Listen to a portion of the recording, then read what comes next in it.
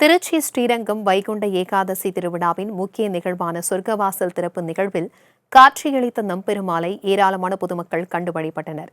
இதுகுறித்து கூடுதல் தகவல்களை எமது செய்தியாளர் பக்ருதீன் வழங்க கேட்கலாம்.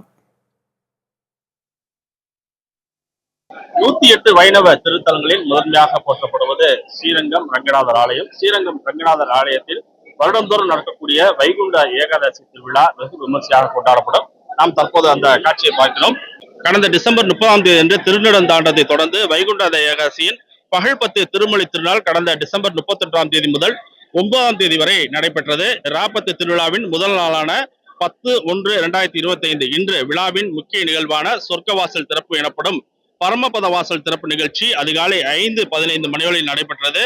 தலூர் லக்கணத்தில் அதிகாலை 4:15 மணிக்கு மூலஸ்தானத்திலிருந்து புறப்பட்ட நம்பெருமாள் உற்சவர் ரத்தின அங்கி அணிந்து பரமபத வாசல் எனப்படும் சொர்க்க வாசல் வழியாக கடந்து வந்தார்.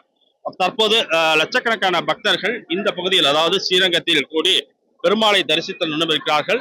தற்போது காட்சியளிப்ப பெருமாள் என்பது திருக்கொட்டகை பிரவேசம் எனப்படும் பக்தர்களுக்கு நேரடியாக சென்று காட்சி அளிக்கும் சேவையை கண்டறிகிறார்.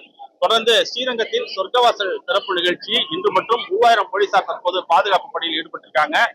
300க்கும் மேற்பட்ட சிசிடிவி கேமராக்கள் பொருத்தப்பட்டு தற்போது பாதுகாப்பு ஏற்பாடு என்பது செய்யப்பட்டிருந்தாலும் லட்சக்கணக்கான பக்தர்கள் வருவதையொட்டி அதிக அளவு பாதுகாப்பு என்பது ஸ்ரீரங்கத்தில் இருக்கின்றது. சொர்க்கவாசல் திறப்பு நிகழ்ச்சிக்கு தற்போது பல்வேறு மாவட்டம் அல்லாமல் பல்வேறு மாநிலங்களிலிருந்து தற்போது பக்தர்கள் பெருமாளை சேவித்து வருகின்றனர்.